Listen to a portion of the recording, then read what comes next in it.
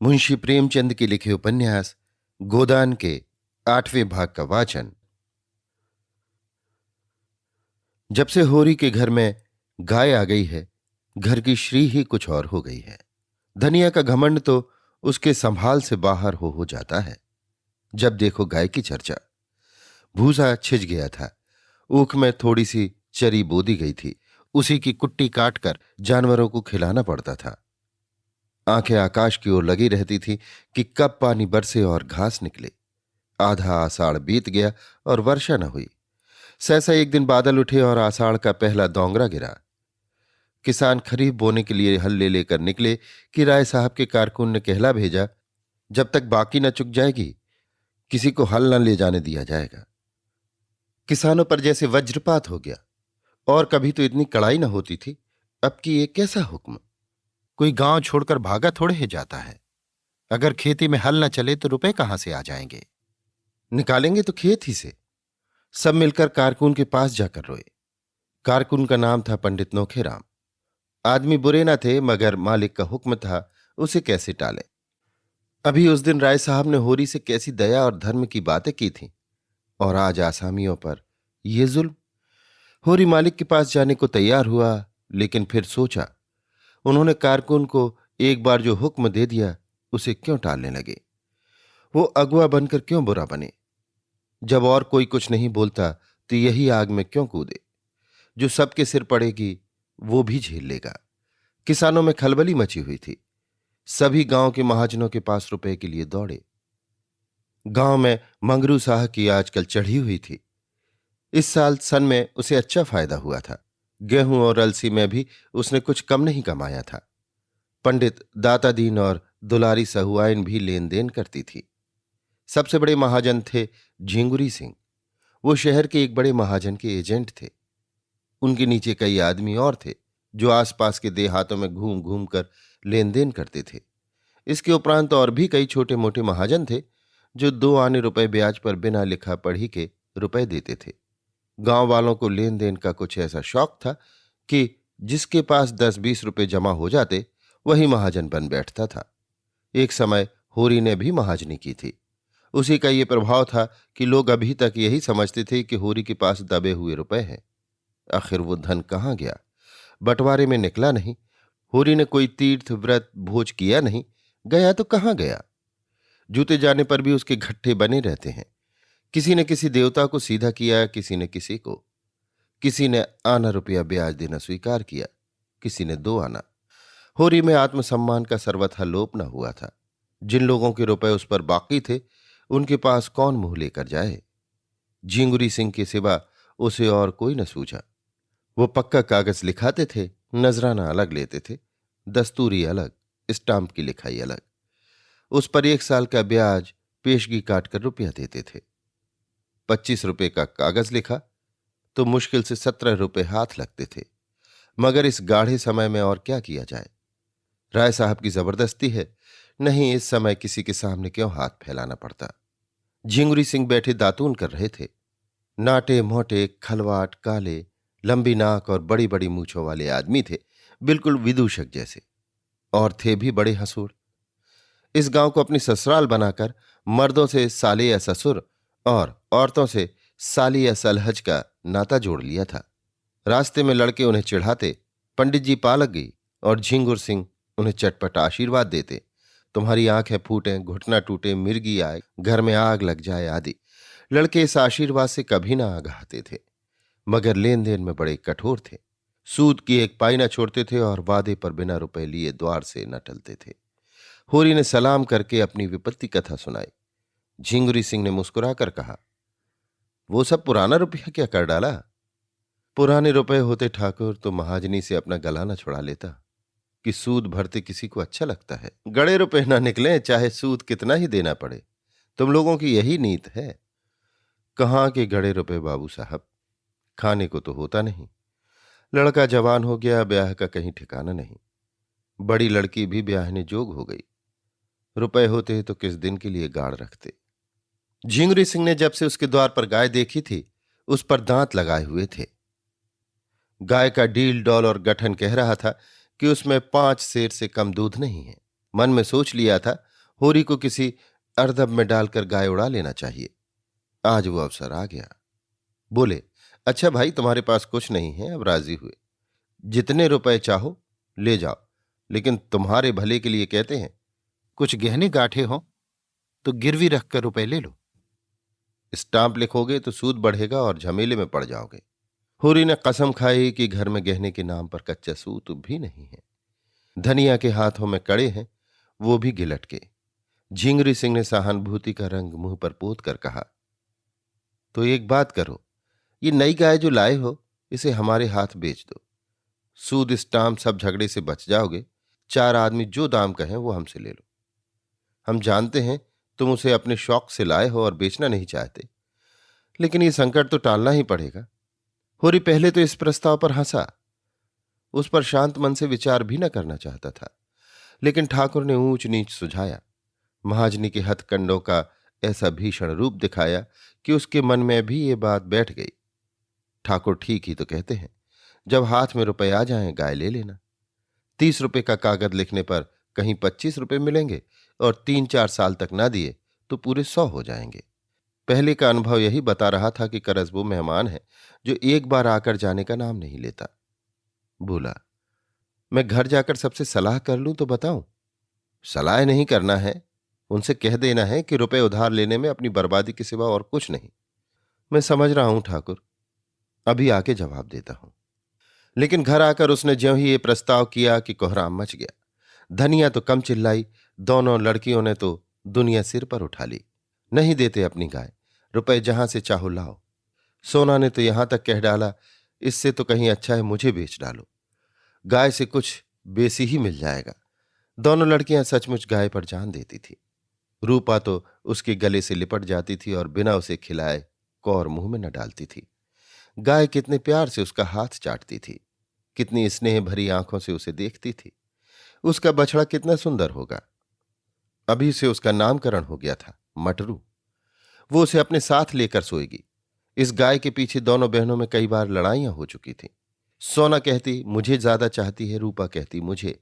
इसका निर्णय अभी तक न हो सका था और दोनों दावे कायम थे, मगर होरी ने आगा पीछा सुझाकर आखिर धनिया को किसी तरह राजी कर लिया।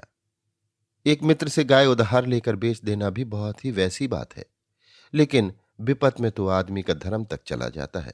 ये कौन सी बड़ी बात है? ऐसा ना हो तो लोग विपत से इतना डरें क्यों? गोबर ने भी विशेष आपत्ति न की। वो आजकल दूसरी ही धुन में मस्त था। ये तय किया गया कि जब दोनों लड़कियां रात को सो जाएं तो गाय झिंगुरी सिंह के पास पहुंचा दी जाए। दिन किसी तरह कट गया। सांझ हुई। दोनों लड़कियां 8 बजते बजते खा पीकर सो गईं। गोबर इस करुण दृश्य से भागकर कहीं चला गया था। वो गाय को जाते कैसे देख सकेगा? अपने आंसुओं को कैसे रोक सकेगा? होरी भी ऊपर ही से कठोर बना हुआ था। उसका मन चंचल था। ऐसा कोई माई का लाल नहीं जो इस वक्त उसे 25 रुपए उधार दे दे, चाहे फिर 50 रुपए ही ले ले। वो गाय के सामने जाकर खड़ा हुआ तो उसे ऐसा जान पड़ा कि उसकी काली काली सजीव आंखों में आंसू भरे हुए हैं और वो कह रही है, क्या 4 दिन में ही तुम्हारा मन मुझसे भर गया? तुमने तो वचन दिया था कि जीते जी इसे न बेचूंगा। यही वचन था तुम्हारा। मैंने तो तुम्हें कभी किसी बात पर गिला नहीं किया। जो कुछ रूखा सूखा तुमने दिया वही खाकर संतुष्ट हो गई। धनिया ने कहा, लड़कियां तो सो गई, अब इसे ले क्यों नहीं जाते? जब बेचना ही है तो अभी बेच दो। होरी ने कांपते हुए स्वर में कहा, मेरा तो हाथ नहीं उठता धनिया, उसका मुंह नहीं देखती। रहने दो, रुपए सूद पर ले लूंगा। भगवान ने चाहा तो सब अदा हो जाएंगे। 300-400 होते ही क्या है, एक बार ऊख लग जाए। धनिया ने गर्व भरे प्रेम से उसकी ओर देखा। और क्या, इतनी तपस्या के बाद तो घर में गऊ आई, उसे भी बेच दो। ले लो कल रुपए, जैसे और सब चुकाए जाएंगे वैसे इसे भी चुका देंगे। भीतर बड़ी उमस हो रही थी। हवा बंद थी, एक पत्ती न हिलती थी। बादल छाए हुए थे पर वर्षा के लक्षण न थे। होरी ने गाय को बाहर बांध दिया। धनिया ने टोका भी, कहाँ लिए जाते हो? पर होरी ने सुना नहीं। बोला, बाहर हवा में बांध देता हूं, आराम से रहेगी, इसके भी तो जान है। गाय बांधकर वो अपने मझले भाई शोभा को देखने गया। शोभा को इधर कई महीने से दमे का आर्जा हो गया था। दवा दारू की जुगत नहीं, खाने पीने का प्रबंध नहीं और काम करना पड़ता था जी तोड़कर। इसलिए उसकी दशा दिन दिन बिगड़ी जाती थी। शोभा सहनशील आदमी था, लड़ाई झगड़े से कोसों भागने वाला, किसी से मतलब नहीं, अपने काम से काम। होरी उसे चाहता था और वो भी होरी का अदब करता था। दोनों में रुपए पैसे की बातें होने लगीं। राय साहब का ये नया फरमान आलोचनाओं का केंद्र बना हुआ था। कोई 11 बजते बजते होरी लौटा और भीतर जा रहा था कि उसे भास हुआ जैसे गाय के पास कोई आदमी खड़ा है। पूछा, कौन खड़ा है वहां? हीरा बोला, मैं हूं दादा, तुम्हारे कौड़े में आग लेने आया था। हीरा उसके कौड़े में आग लेने आया है। इस जरा सी बात में होरी को भाई की आत्मीयता का परिचय मिला। गांव में और भी तो कौड़े हैं, कहीं से आग मिल सकती थी। हीरा उसके कौड़े से आग ले रहा है तो अपना ही समझ कर तो। सारा गांव इस कौड़े में आग लेने आता था। गांव से सबसे संपन्न यही कौड़ा था। मगर हीरा का आना दूसरी बात थी। और उस दिन की लड़ाई के बाद हीरा के मन में कपट नहीं रहता। गुस्सैल है लेकिन दिल का साफ। उसने स्नेह भरे स्वर में पूछा, तमाकू है कि ला दूं? नहीं, तमाकू तो है दादा।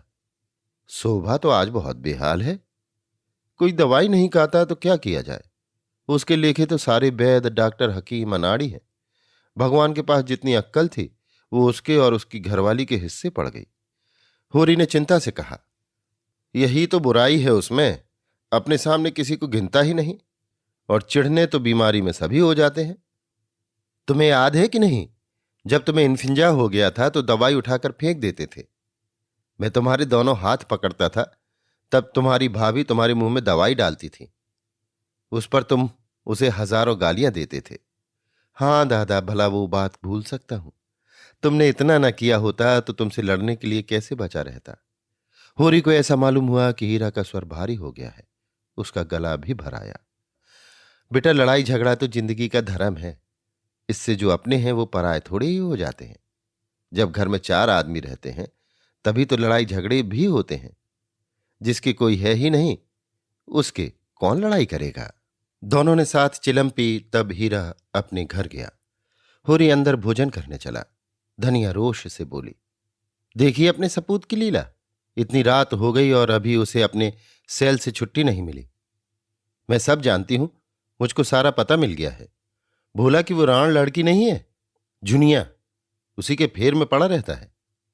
होरी के कानों में भी इस बात की भनक पड़ी थी, पर उसे विश्वास न आया था। गोबर बेचारा इन बातों को क्या जाने। बोला, किसने कहा तुमसे? धनिया प्रचंड हो गई। तुमसे छिपी होगी, और तो सभी जगह चर्चा चल रही है। ये भुग्गा वो 72 घाट का पानी पिए हुए इसे उंगलियों पर नचा रही है और ये समझता है वो इस पर जान देती है। तुम उसे समझा दो, नहीं कोई ऐसी वैसी बात हो गई तो कहीं के ना रहेंगे। होरी का दिल उमंग पर था। चुहल की सूझी, झुनिया देखने सुनने में तो बुरी नहीं है, उसी से कर ले सगाई। ऐसी सस्ती मेहरिया और कहां मिली जाती है। धनिया को यह चुहल तीर सा लगा। झुनिया इस घर में आए तो मुंह झुलस दूं राण का। गोबर की चहेती है तो उसे लेकर जहां चाहे रहे, और जो गोबर इसी घर में लाए। तो ये दोनों लड़कियां किसके गले बांधोगे? फिर बिरादरी में तुम्हें कौन पूछेगा? कोई द्वार पर खड़ा तक तो होगा नहीं। उसे इसकी क्या परवाह। इस तरह नहीं छोड़ूंगी लाला को। मर मर के पाला है और झुनिया आकर राज करेगी। मुंह में आग लगा दूंगी राण के। सहसा गोबर आकर घबराई हुई आवाज में बोला, दादा, सुंदरिया को क्या हो गया? क्या काले नाग ने छू लिया? वो तो पड़ी तड़प रही है। होरी चौके में जा चुका था। थाली सामने छोड़कर बाहर निकल आया और बोला, क्या असगुन मुंह से निकालते हो? अभी तो मैं देखे आ रहा हूं, लेटी थी। तीनों बाहर गए। चिराग लेकर देखा, सुंदरिया के मुंह से फिचकुर निकल रहा था।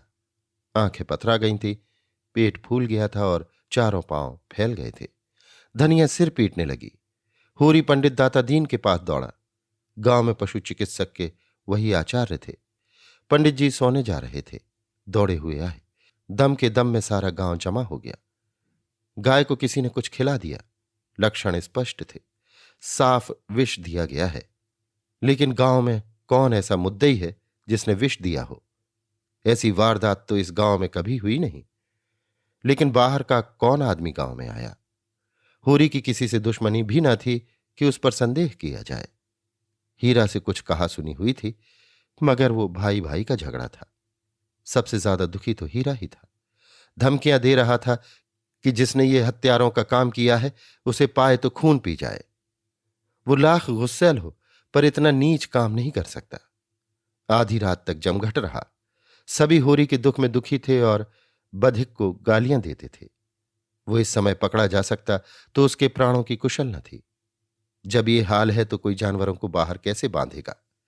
अभी तक रात बिरात सभी जानवर बाहर पड़े रहते थे, किसी तरह की चिंता न थी। लेकिन अब तो एक नई विपत्ति आ खड़ी हुई। क्या गाय थी कि बस देखता रहे। 5 सेर से दूध कम न था। 100 का एक बाछा होता। आते देर न हुई और ये वज्र गिर पड़ा। जब सब लोग अपने अपने घर चले गए तो धनिया होरी को कोसने लगी। तुम्हें कोई लाख समझाए करोगे अपने मन की। तुम गाय खोलकर आंगन से चले, तब तक मैं जूझती रही कि बाहर न ले जाओ। हमारे दिन पतले हैं, न जाने कब क्या हो जाए। लेकिन नहीं, उसे गर्मी लग रही है। अब तो खूब ठंडी हो गई और तुम्हारा कलेजा भी ठंडा हो गया।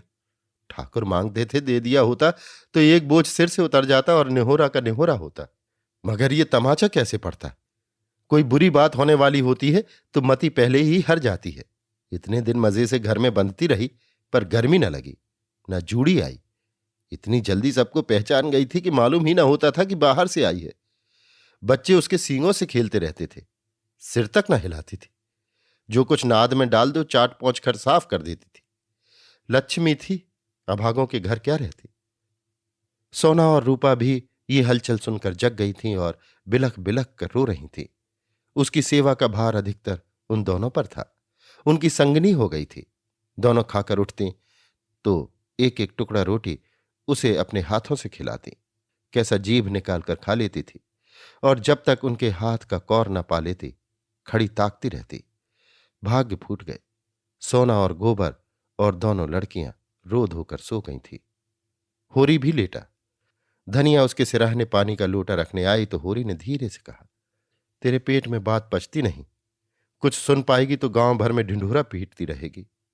धनिया ने आपत्ति की, भला सुनू, मैंने कौन सी बात पीट दी कि यो नाम बदनाम कर दिया। अच्छा, तेरा संदेह किसी पर होता है? मेरा संदेह तो किसी पर नहीं है। कोई बाहरी आदमी था। किसी से कहोगी तो नहीं? कहूंगी नहीं तो गांव वाले मुझे गहने कैसे गढ़वा देंगे। अगर किसी से कहा तो मार ही डालूंगा। मुझे मारकर सुखी न रहोगे। अब दूसरी मेहरिया नहीं मिली जाती। जब तक हूं तुम्हारा घर संभाले हुए हूं। जिस दिन मर जाऊंगी सिर पर हाथ धरकर रोगे। अभी मुझ में सारी बुराइयां ही बुराइयां हैं, तब आंखों से आंसू निकलेंगे। मेरा संदेह हीरा पर होता है। झूठ, बिल्कुल झूठ। हीरा इतना नीच नहीं है। वो मुंह का ही खराब है। मैंने अपनी आंखों से देखा। सच, तेरे सिर की सौं। तुमने अपनी आंखों से देखा? कब? वही मैं शोभा को देखकर आया तो वो सुंदरिया की नांद के पास खड़ा था।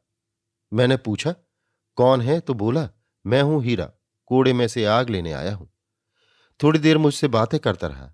मुझे चिलम पिलाई। वो उधर गया, मैं भीतर आया और वही गोबर ने पुकार मचाई। मालूम होता है मैं गाय बांधकर शोभा के घर गया हूं और इसने इधर आकर कुछ खिला दिया है। शायद फिर ये देखने आया था कि मरी या नहीं। धनिया ने लंबी सांस लेकर कहा, इस तरह के होते हैं भाई, जिन्हें भाई का गला काटने में भी हिचक नहीं होती। उफ, हीरा का मन इतना काला है और दाढ़ी जार को मैंने पाल पोस कर बड़ा किया। अच्छा जा सो रहे, मगर किसी से भूल कर भी जिक्र न करना। कौन? सवेरा होते ही लाला को थाने न पहुंचाऊं तो अपने असल बाप की नहीं। ये हत्यारा भाई कहने जोग है? यही भाई का काम है। वो बैरी है, पक्का बैरी, और बैरी को मारने में पाप नहीं, छोड़ने में पाप है। होरी ने धमकी दी। मैं कहे देता हूं धनिया अनर्थ हो जाएगा। धनिया आवेश में बोली, अनर्थ नहीं, अनर्थ का बाप हो जाए। मैं बिना लाला को बड़े घर भिजवाए मानूंगी नहीं। 3 साल चक्की पिसवाऊंगी, 3 साल। वहां से छूटेंगे तो हत्या लगेगी। तीरथ करना पड़ेगा, भोज देना पड़ेगा। इस धोखे में न रहे लाला, और गवाही दिलाऊंगी तुमसे, बेटे के सिर पर हाथ रखकर।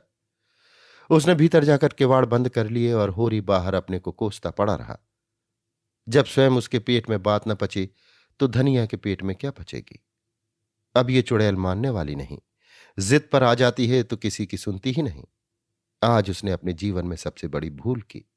चारों ओर नीरव अंधकार छाया हुआ था। दोनों बैलों के गले की घंटियां कभी कभी बज उठती थी।